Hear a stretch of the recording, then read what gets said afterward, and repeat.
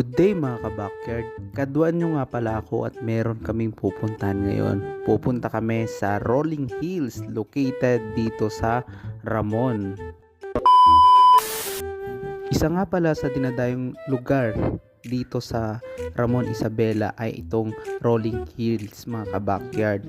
Yun nga lang, hindi na siya dinadagsa ngayon unlike before na sobrang daming tao dito mga ka-backyard. Pero ngayon, hindi na siya gaanong matao. Although, madami pa din namang tao pero hindi na siya before na sobrang siksikan mga ka-backyard.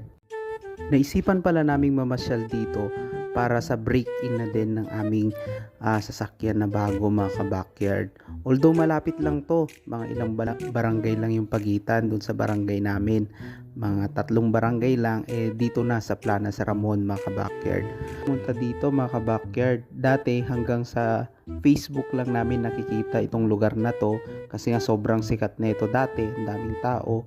May mga nag-aya sa akin before pero hindi natin na puntahan gawa ng sobrang busy natin sa trabaho. At the same time wala tayong service na maganda. Yung tricycle natin kaya naman kaso hindi nga lang baka mahirapan mga ka-backyard. Ayan, tingnan nyo naman, napakaganda ng tanawin dito mga ka-backyard.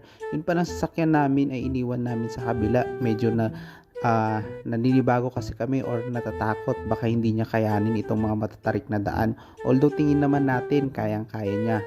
Ayan tignan nyo, napakaganda mga ka-backyard. Kaya bisitahin nyo na dito sa may Plana sa Ramon Isabela Rolling Hills. I-Google Map yun lang mga ka-backyard, makikita nyo na to sa Google Map. Meron palang entrance fee dito mga ka-backyard, 30 pesos per head. So sulit naman, kahit unli ka dito, pwede ka din mag-camping dito mga ka-backyard. Pero yun lang, paalala lang sana mga ka-backyard na dapat yung mga basura natin itapon natin. May mga nagka-camping kasi na kung saan-saan na lang nila tinatapon yung basura nila at saka iniiwan na lang din nila mga ka-backyard. Sana naman panatilin natin maganda ang kalikasan. Kaloob sa atin to ng Panginoon, dapat alagaan din naman natin. Yun na palang anak ko mga ka-backyard, nag-e-enjoy dito maglaro. Ayan, yung naisipan niyang laruin ay mga bato mga ka-backyard.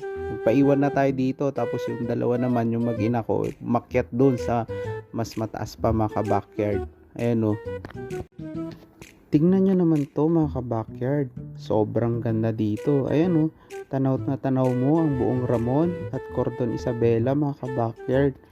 Ayan, malapit na din pala dito yung Magat Dam mga ka-backyard. So, pero sa susunod na natin yun pupuntahan.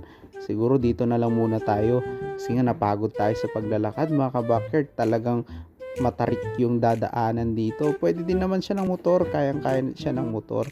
Tapos may nakita tayo dito, para siyang pakwan mga ka-backyard. Pakwan o pepino, hindi ko alam kung anong tawag dito. Wild siya mga ka-backyard.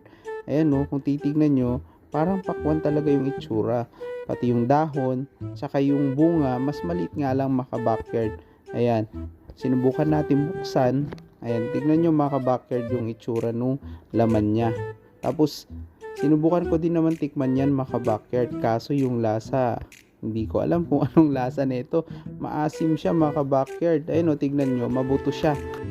Maliban pala sa prutas na yan mga ka-backyard, meron kaming nakita dito, yung tinatawag na arusip o arusip. Hindi ko alam kung anong tawag sa lengguwahe nyo mga ka-backyard. Para siyang bugnay or bignay ba yun?